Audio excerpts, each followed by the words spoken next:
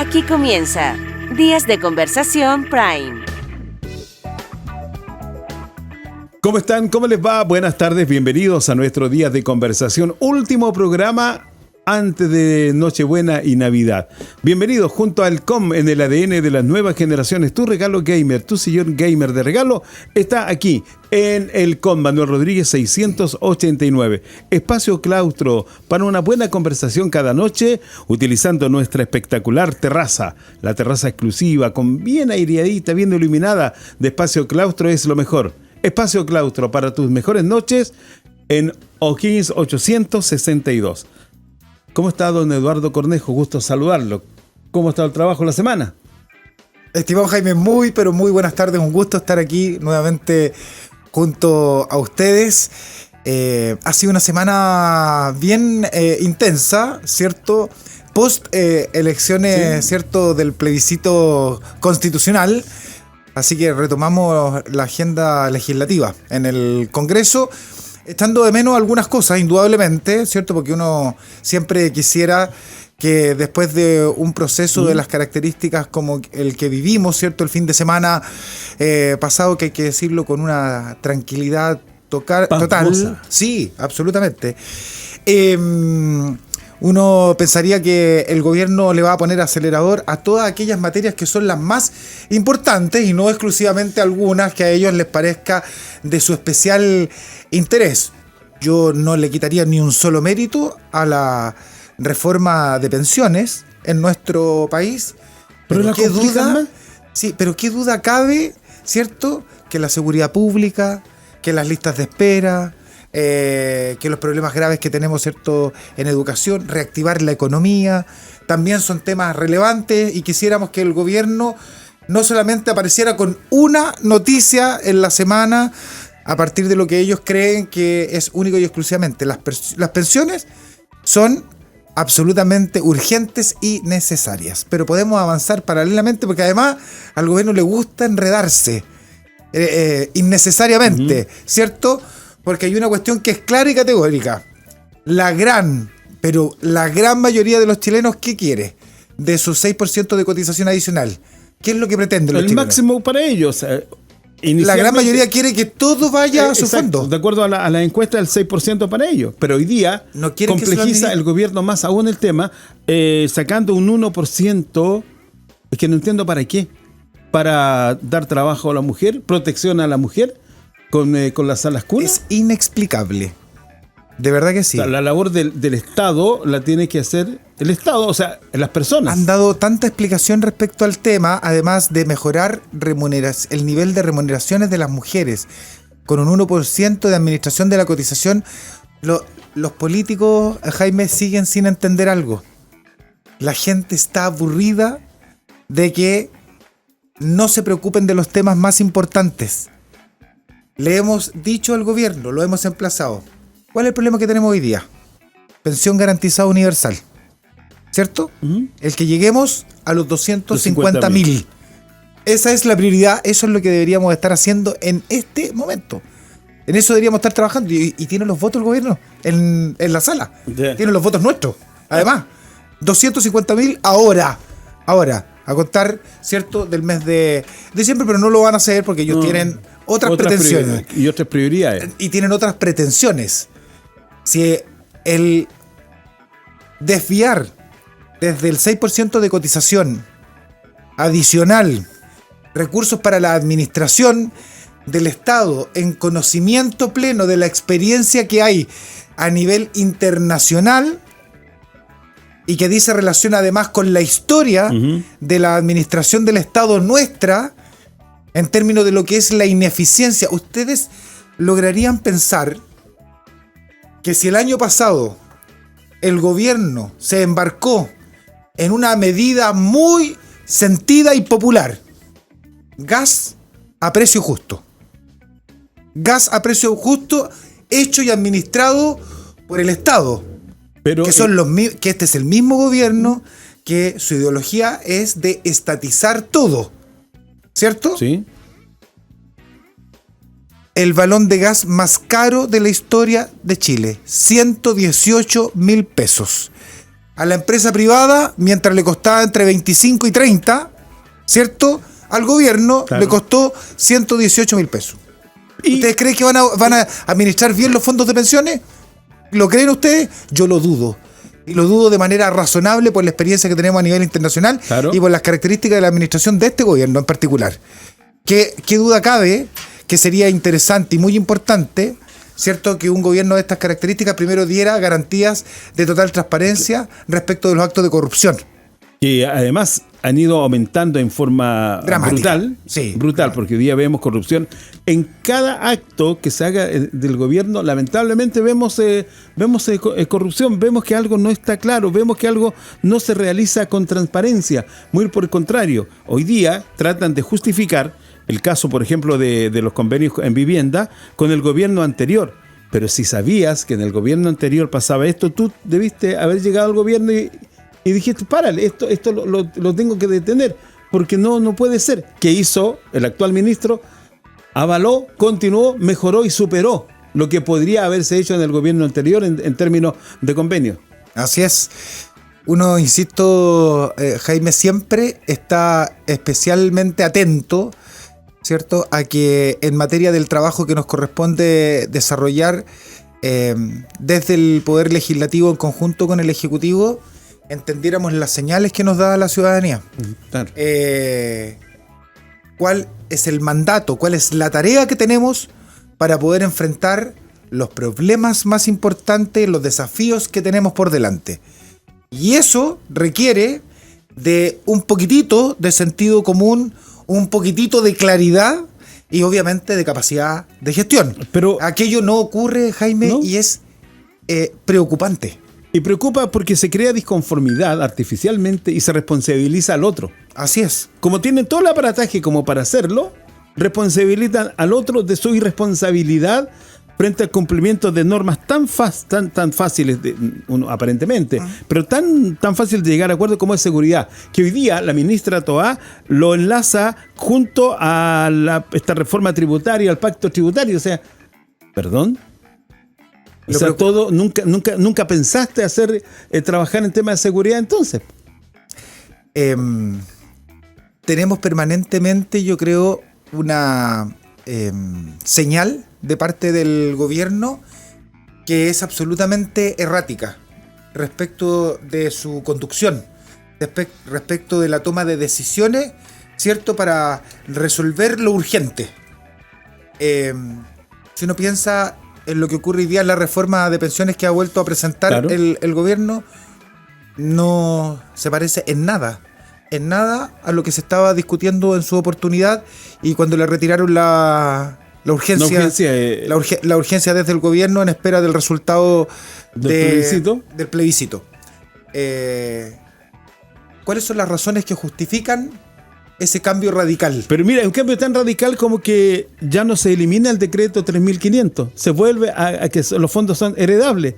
Entonces, ahí hay un cambio, no sé, un cambio de la conciencia política o un cambio, una maquillada para decir, oye, la gente sigue con la constitución de Pinochet, prefiere esa constitución, no nos creemos más problemas. Así es. Señales de desorientación, señales erráticas, señales de inestabilidad. La ministra del Interior, respecto de su conducción del tema de seguridad pública, ha sido de una u otra manera la líder de un proceso que ha dejado en evidencia la incapacidad del gobierno, claro, para ponerle mano dura a la delincuencia. Eso es categórico y de eso no tenemos ninguna duda. Porque además el gobierno ha dado permanentemente señales equivocadas respecto de cómo abordar un problema tan duro, tan complejo. ¿Cuál es la política nacional de lucha en contra del narcotráfico? No existe. Más aún cuando uno escucha a un vicepresidente de un partido político como el Partido Socialista, lo escucha y después niega lo que dijo de hacer pactos con los narcos para ingresar a las poblaciones. O sea, perdón, ¿dónde está la lucha de ese sector que hoy día nos gobierna respecto al narcotráfico? Si los avalamos, los respetamos. Yo creo que el gobierno tiene una oportunidad en términos de lo que es hoy día el alto impacto que tiene el narcocrimen en nuestro país. Yo no sé si tú te recuerdas, Jaime, y seguramente algunas personas que nos están escuchando pueden recordar el caso de lo que ocurrió en la Municipalidad del Bosque. Sí. ¿Se recuerdan ustedes allí un alcalde con varios de sus asesores instalados en distintos cargos al interior del municipio con prontuario policial, y dentro del prontuario policial es narcotraficantes? Exacto. Cuando el narcotráfico logra permear la institucionalidad, es grave, es duro y es complejo. Así como nosotros en los últimos meses hemos dado cuenta de estos delitos graves que están vinculados, ¿cierto?, al narcocrimen, como son el secuestro, el sicariato, ¿cierto?, que es el asesinato por encargo, las luchas de bandas por los territorios, ¿cierto? Recuerden ustedes lo que ha pasado en otros países, por ejemplo en México, donde los narcotraficantes dominan estados completos. Además manejan la prensa, además corrompen las policías y además matan policías, matan políticos, matan periodistas sin ninguna contemplación. Claro. Yo creo que aquí es necesario que el gobierno entienda lo importante y lo urgente que es poner la mano dura, porque si no vamos a entrar en una espiral sin retorno. Creo que ya estamos dentro de la espiral. Ojalá que no nos succione completamente, que podamos todavía salir de ella. Pero como usted dice, no hay políticas. Acá no se piensa realmente en la lucha del narcotráfico, porque todavía les permitimos hacer esos narcofunerales, que son principalmente en Santiago, ¿verdad? O en las grandes ciudades, porque todavía no se envía la ley o una reforma a la ley para que Carabineros pueda actuar realmente.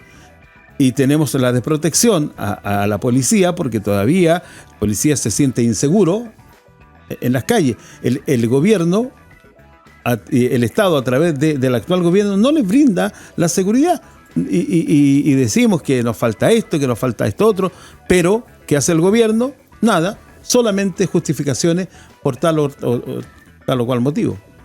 Así es. Yo creo que ahí todavía tenemos ciertos desafíos importantes y esperemos que dentro del trabajo que nos depara, ¿cierto?, el próximo año, que espero que sea muy intenso para que podamos avanzar sobre materias importantes, la seguridad pública siga siendo el principal eje del trabajo nuestro junto con el gobierno. Panchito Vidal es el niño símbolo de la Concertación que vuelve a la palestra después de una destacada actuación, y digo actuación, dentro del comando del En Contra.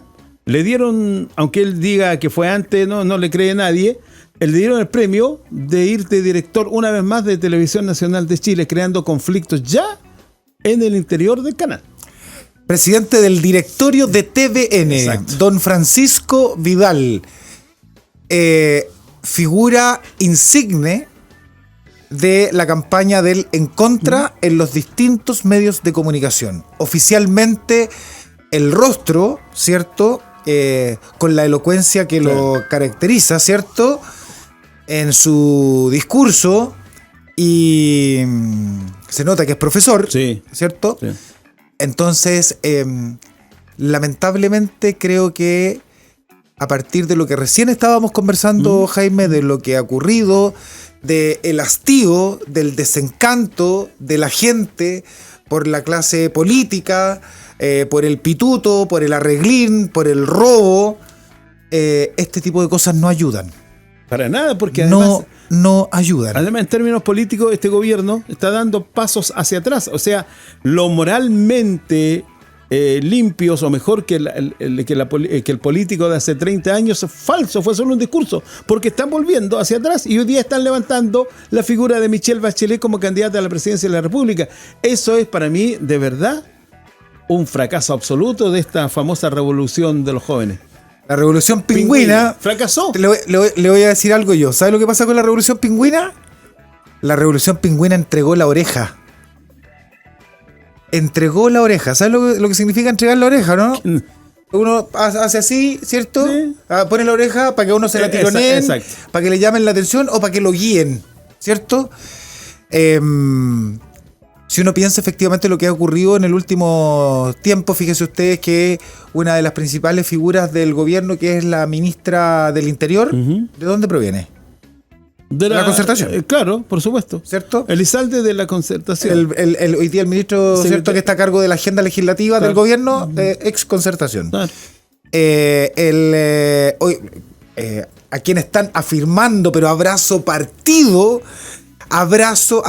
Montes. para que no caiga Montes. el ministro de Vivienda, ¿de dónde viene? De la Concertación. De la Concertación. La principal figura política que apareció en la franja y en la campaña del en contra, ¿quién fue? Concertación, Michelle Bachelet, la principal figura, y hoy día, ¿cierto?, levantada de alguna como pre-candidata a la presidencia. Y coronamos esto con lo que ha ocurrido hace un par de días atrás, con el nombramiento como presidente del directorio de TVN, don Francisco Vidal, que fue ministro de todos los presidentes de la Concertación. de la Concertación. Porque, entonces yo creo que el gobierno de verdad se ha tenido que tragar sus palabras. Primero porque ellos ningunearon a esta misma gente, a esta generación, que lo está salvando. a esta generación que la están nombrando en cargos tan importantes, ¿cierto? A estas personas, a estos personeros políticos de la izquierda que ellos mismos ningunearon, son los que hoy día ellos están nombrando en distintos cargos, y cargos además de alta relevancia, de alto impacto, pero no exentos de polémica, porque indudablemente lo de don Francisco Vidal es impresentable. Además que don Francisco Vidal me hizo recordar los mejores tiempos de la Dinacos con Pinochet, cuando señaló que todas las actividades del presidente de la República deben ser cubiertas por la televisión pública.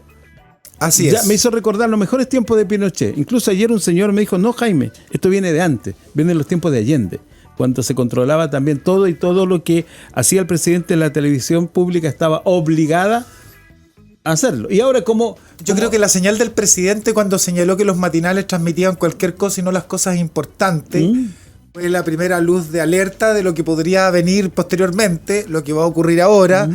Francisco Vidal como presidente del directorio TVN, yo no tengo ninguna duda que ahora parte importante de la cobertura de TVN es fundamental. va a estar directamente vinculada con precisamente las actividades del gobierno. Pero Yo creo que va a haber un giro ahí duro, ¿ah? Sí, pero afortunadamente hoy día hay más alternativas como para que la gente se pueda informar. Sí, por supuesto. Y hoy día, Sí. lamentablemente, las noticias de gobierno y de los gobiernos nos dan rating. Sí, es el tema. Cuando tú luchas por la platita para financiar tu negocio, tienes que buscar lo que te dé sintonía. Sí, porque además yo creo que ocurre algo importante, porque si hubiera algún matinal que diera cobertura a la inauguración de una plaza interactiva por parte del presidente, y en los otros matinales están hablando del caso Convenio, donde se descubre nuevamente que efectivamente el ministro tenía conocimiento, yo no sé qué van a poder hacer en TVN para poder recobrar la audiencia. Pero recuerda, van a hacer lo mismo que criticaban en el gobierno de Pinochet, que era solo información oficial. Les va a pasar al revés. Hoy día la gente les va a criticar que no tengan claridad ni certeza en la información. Sí. Oiga, pero de todas maneras fue un buen premio para Pancho Vidal, ¿ah?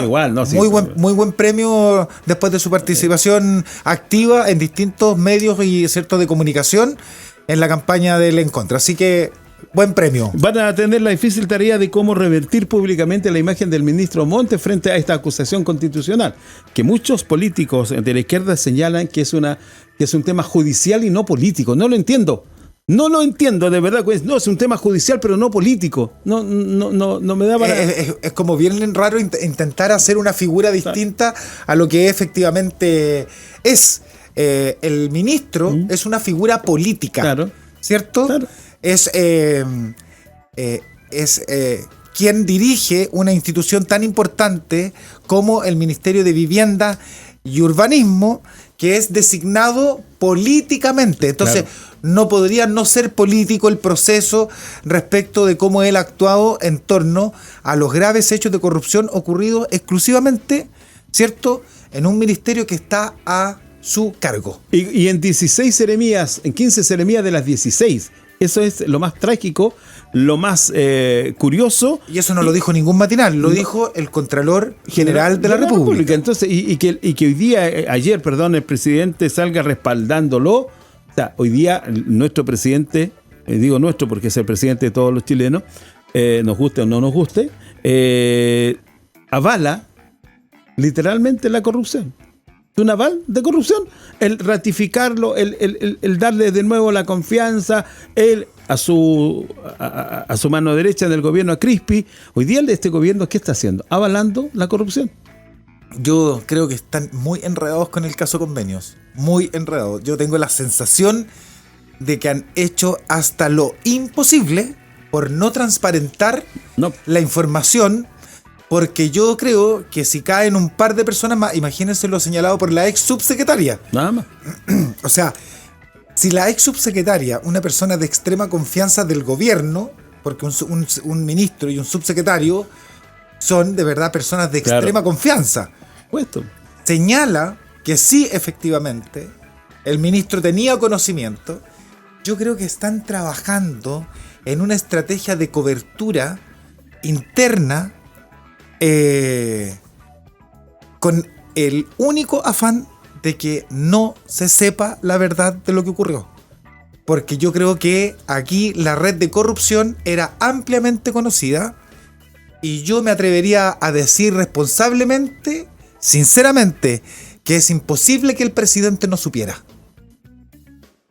Si su mano derecha del segundo piso, donde está la estrategia política nacional del gobierno, lo sabía, su brazo derecho político lo sabía, ¿el presidente no lo iba a saber? Tiene que haberlo sabido. Si el presidente no sabía, el presidente hoy día debería pedirle la renuncia al jefe del segundo piso, al señor Crispi, debería pedirle la renuncia inmediatamente al ministro Montes, y estoy seguro que en esa pasada podrían caer 1 o 2 ministros más sin ningún problema. Facilito. Sí, Pero, yo dudo que la vocera no haya sabido. No, la vocera es la que más sabe. Que es candidata. Además, A lo menos a senadora. yo dudo que la ministra vocera de gobierno no haya sabido en su oportunidad. O sea, porque imagínense. Y el flaco Lizalde. Otro. Además. Otro. Claro, ahí están. Si ahí está Ahí está el círculo. Ahí está el círculo. Ya, vamos a ir a cosas positivas, diputado. Sí, se acercan además bonitas fechas, ¿cierto, Jaime? De la Navidad, dulce Navidad. Dulce Navidad. Bueno, para los una diabéticos, bonita oportunidad para compartir en familia. Servicios sanitarios rurales, ¿qué cambios se producen allí? Algo esbozamos la semana pasada que fue muy rápido. Bueno, después de lo ocurrido el fin de semana pasado, ¿cierto? Con el resultado del plebiscito constitucional, yo creo que siempre es importante ponerse a trabajar arduamente sobre aquellos temas que son importantes, y nosotros teníamos un problema con los servicios sanitarios rurales, porque ustedes saben que para efectos del consumo eléctrico hay una tarifa de invierno. Sí, correcto. Y que cuando uno supera el promedio de consumo que está preestablecido respecto de un historial de consumo que uno tiene, ¿qué es lo que ocurre con ese sobreconsumo? Tiene un alto costo. Exacto. Es castigado, ¿cierto?, con un sobreprecio. ¿Qué es lo que conseguimos? Que todos los servicios sanitarios rurales, a través de un proyecto de ley, no tengan o queden exentos de tarifa de invierno. Eso permite que la operación no se encarezca, ¿cierto? Porque en definitiva, cuando se encarece la luz para el servicio sanitario rural, que son los ex APR, las aguas potables rurales, hoy día se llaman servicios sanitarios rurales. Entonces, ¿qué ocurre? Que a mayor costo por consumo eléctrico, el agua es más cara. Claro. ¿Y cuál es la idea? De que efectivamente los servicios sanitarios rurales, fue aprobado este proyecto de ley en la comisión por unanimidad, va a pasar a la sala, no tengo ninguna duda que va a contar con un amplio respaldo, y posteriormente pasa al Senado, ¿cierto? Y esperamos que prontamente lo podamos convertir en ley. ¿Para qué? Para que el próximo invierno ya nuestros servicios sanitarios rurales, ¿cierto?, los ex APR, no tengan que pagar este sobreprecio por el consumo de energía eléctrica en invierno. Y eso impacta directamente el bolsillo, ¿cierto?, de las personas que consumen agua potable. ¿Cuál es su responsabilidad en este proyecto? Firmante también junto a otros parlamentarios, que encontramos que era una muy buena oportunidad. Qué bueno. Sí. Otro que ya creo que ya pasó a publicación, está listo, sería el teletrabajo. que viene a beneficiar mucho a la familia en el sentido de que quienes son cuidadores, ¿verdad? Tienen la posibilidad de desarrollar las dos funciones porque podrían desarrollar su trabajo desde casa. Así es. Fíjense que el año pasado, ¿ustedes se recuerdan cuando se empezó a discutir el proyecto de ley de las 40 horas? Correcto. ¿Cierto? Bueno, yo fui uno de los primeros parlamentarios que en la Cámara de Diputados habló de teletrabajo. En primer lugar, por mi experiencia directamente vinculado a lo que significa que en esa costumbre, en esa característica casi cultural de los servicios públicos de ir, ¿cierto?, en la mañana a la oficina, estar todo el día en la oficina. Exacto. Y después de regreso al hogar. Funcionarios públicos miles a nivel nacional. Cuando fui administrador del gobierno regional de O'Higgins, enfrentados a la pandemia, sí, cuando se suspenden las clases, ¿cierto?, para los alumnos, teníamos un problema complejo. Padres y apoderados que tenían a sus hijos en la casa y ellos no podían asistir a su trabajo.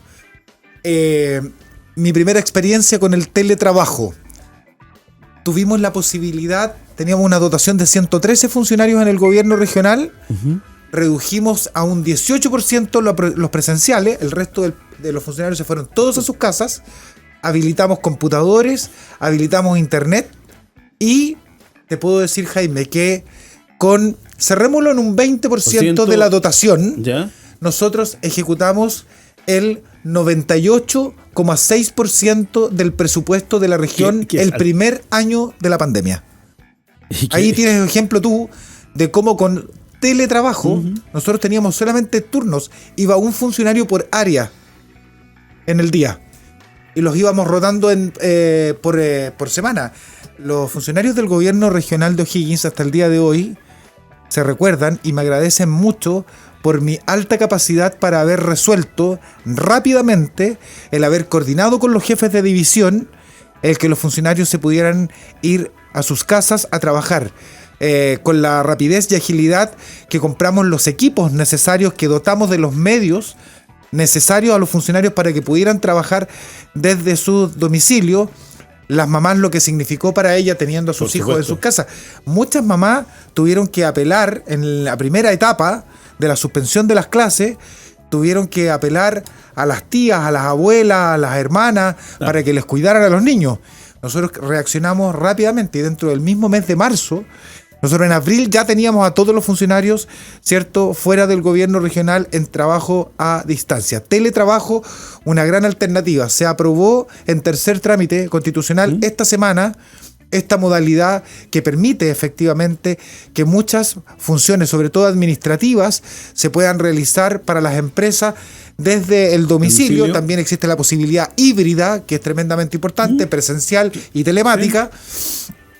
Pero lo más importante, que se abre una posibilidad tremendamente importante de trabajo formal para, por ejemplo, personas cuidadoras de aquellas personas que tienen dependencia. Exacto. Y por otro lado, también para aquellos que quieren todavía optar por esa posibilidad de que los niños, por mientras estén en las casas, por mientras, ¿cierto?, no tengan jornadas completas en el colegio de estudio, puedan también estar compatibilizando, ¿cierto?, el trabajo y también el cuidado de los niños. Así es que yo me siento especialmente complacido porque de alguna manera hice una invitación a la ministra en aquel entonces, a la ministra Jara, para decirle que sí, efectivamente, en muchas de las áreas productivas y del quehacer económico en nuestro país es posible, y era posible, y hoy día se materializa en una ley que se va a publicar, el que haya trabajo a distancia, posibilidad de ingreso y también de reducir costos para las empresas. Claro. Y si ustedes quieren, en algún momento lo podemos conversar. ¿Cuánto podrían ahorrar las empresas si mantienen en jornadas completas o parciales a parte de sus staff desde los domicilios? Diputados, llegó el tiempo de despedirnos, agradecerle su presencia hoy y desearle una muy, muy feliz Navidad. Tengo entendido que va a estar en su tierra natal de Pumanque. Son bonitas las Navidades en esos sectores. Vamos a pasar una Navidad muy especial porque obviamente hemos tenido a la mamá delicada de salud las últimas semanas, así que Vamos a estar ahí junto a ella, acompañándole y por supuesto también ahí con el resto de la familia. Así que yo también aprovecho la oportunidad de enviarle aquí al equipo de la radio un gran abrazo, que va a ser una muy bonita Navidad, y a cada uno de ustedes en sus casas junto a sus familias. Espero que sea un muy lindo fin de semana con esa oportunidad de reencontrarse con los seres queridos. Así que desde aquí, desde los estudios de Radio Cautiva, junto a mi querido amigo Jaime Díaz, les deseamos a todos ustedes que pasen una muy feliz Navidad. Una feliz Navidad para todos ustedes, de verdad, nuestro abrazo sincero, que sea maravillosa y que si, lo más importante, iba a decir algo, porque si no hay un regalo físico, que haya un regalo de amor, de amistad, un fuerte abrazo, un Así apretón es. de mano, Eso a es muy veces se lindo. siente mucho más que un regalo que te va a durar un mes, un día, una hora. Que Voy a aprovechar de transmitirle ese mensaje a mis hijos también, Jaime. ¿No es cierto? Sí. Ese, Es el gesto, lo importante, de amor, de cariño, el abrazo, ¿cierto? ese es el que vale. Ese es el que vale. Que estén muy bien ustedes, felicidades. Nos vemos. Recuerden que aún es tiempo de venir al COM, Manuel Rodríguez 689, a comprar el sillón para gamer, los artículos gamer. El regalo gamer está aquí en el COM. Y esta noche, luego, para pasar el calor, la terraza de Espacio Claustro te espera. O'Higgins 862. Una pausa al diálogo que aporta. En Cautiva ya vuelve Días de Conversación con Jaime Díaz.